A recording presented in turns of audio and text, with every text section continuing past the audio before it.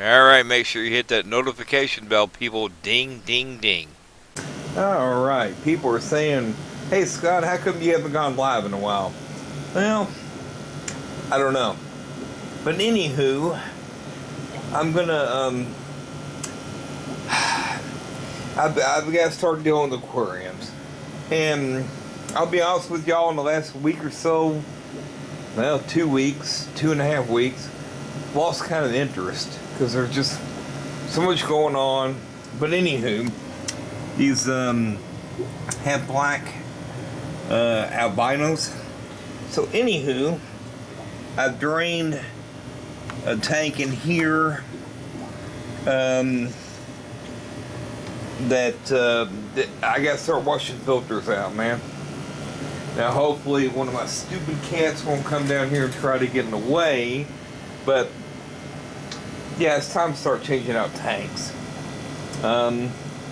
So I've got that 35-gallon ready. I will drain this tank some more, and I did get sponges working back there because they're just not bubbling enough. Unfortunately, this one's been bubbling like crazy. So I don't know why. Probably because there's not enough bubbles going elsewhere. Alright, so I'll shut this off, let you know when I get it about halfway down. We'll film whatever later.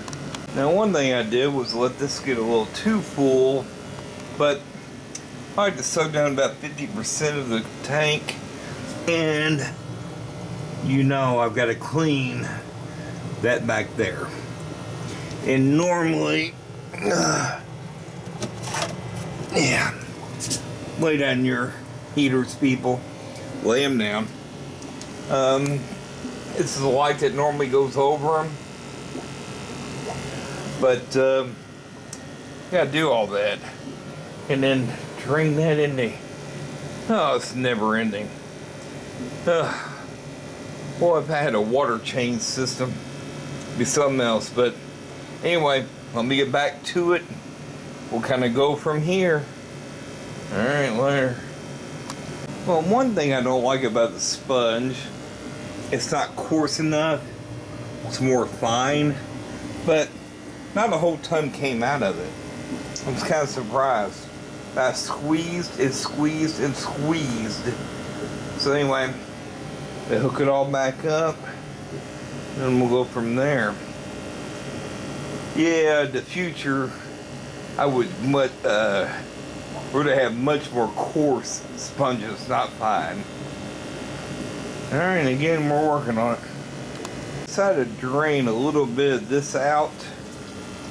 Okay, I'm gonna go ahead and hit the kill switch, and I use a remote. But you gotta remember to bring the pump out, and it runs through a drain like that. Okay, if you don't have a drain like that, you need to make one, because the water was way too high. And I've already cut this kill switch. I made sure there was no babies in there. None. Okay. And eventually what happens is that 33-gallon, we'll pump it here and fill it back up. And then we'll see if the water flow goes back to where it should be. Alright, anywho, this is going to be a long freaking break for me. Alright, if some of you people are newer, okay, I have a cold faucet only. There's no warm water. Okay? And it comes down from there. This part's right underneath there. It's 33 gallons. And what I will do is let the water sit for about 3, 4, 5, 6, 8 days. What are you doing, Tux? You're getting away. But anyway, then I'll put a pond pump in here and pump it out into here. And typically, what I try to do is weight it down a little bit So we'll see how it goes. Tux.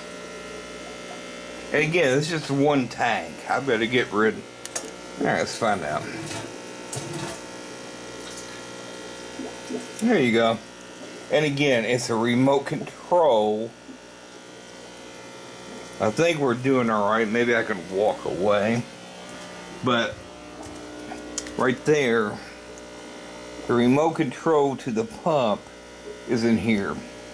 And I can cut it off and on. Would you quit, Tux? This is why I can't do water changes. Because your little crackhead runs around. Scott, you didn't put any, chlorine or a prime. Oops.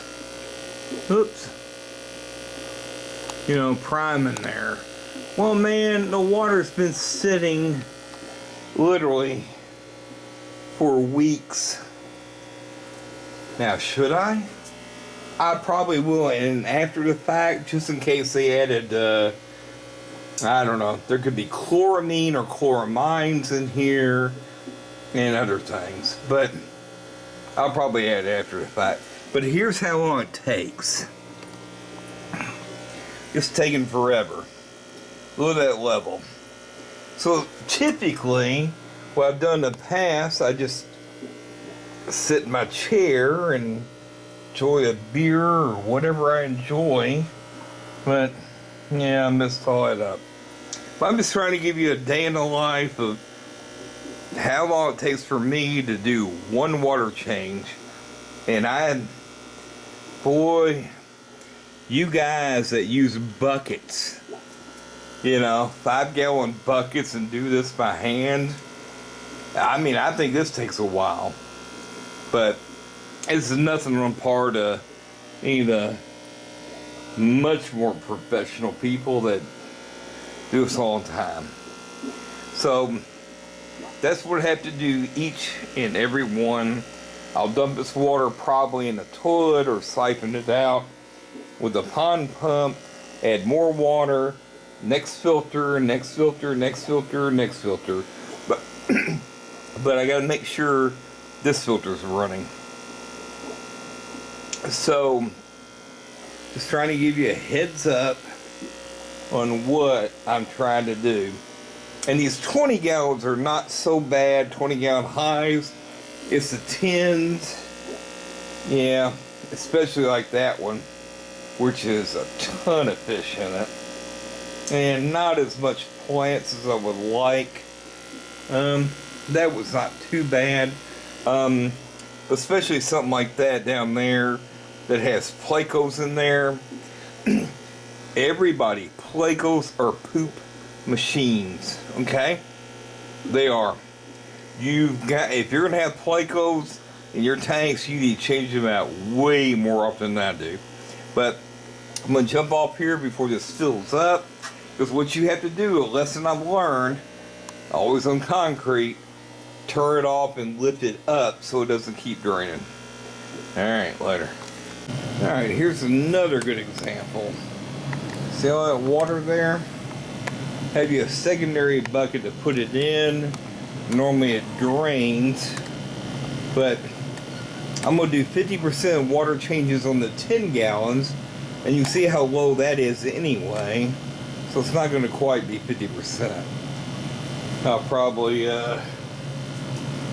somewhere about there and down there. So my goal is tonight, we're on that tank, and the one you saw me work on, and then just kind of work my way the rest of the way. So anywho, I'm going to do the same thing, drain these two, dip them in that horrible water, but it doesn't matter because that's aquarium water. Okay? Never ever ever dip your sponges in anything that is not aquarium water. You do it in fresh water at your sink or whatever. It's dirty, Scott. That's dirty. I don't care.